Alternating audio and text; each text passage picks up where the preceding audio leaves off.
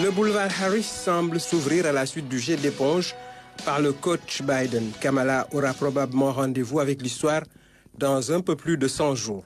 Ça serait alors la consécration fabuleuse d'une femme de 60 ans, née d'une mère indienne, ni Sioux, ni Comanche, ni Apache, mais de l'Inde du Gange et de Gandhi. Un père originaire de la Jamaïque du reggae.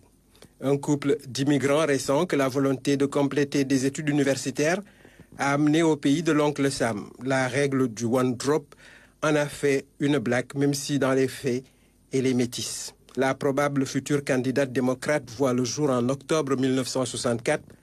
On est seulement 3 mois après le Civil Rights Act, mettant fin à toutes les formes de ségrégation, de discrimination. Cette loi a été promulguée par LBJ, Lyndon Baines Johnson, le 37e US President, celui-là même qui avait terminé le mandat de Kennedy assassiné en 1963 et qui avait remporté haut la main la présidentielle de l'année suivante.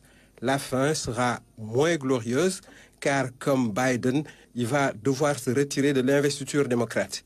Il renonce donc à briguer un second mandat à l'occasion de la présidentielle de 1968, remportée par le républicain Richard Nixon, que l'affaire du Watergate va emporter 6 ans plus tard.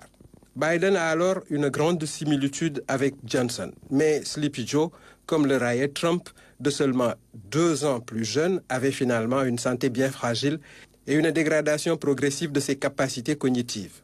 Ses prises de parole en public étaient redoutées par son entourage. Trou de mémoire, confusion, lapsus, erreur de jugement. Chez nous, on dirait « Defanach ». L'âge est le pire ennemi de l'homme. Kamala Harris tentera d'assurer le relais. Face à Trump, la tâche ne sera pas aisée dans un pays dont on se demande s'il est prêt à élire une dame noire à la Maison-Blanche.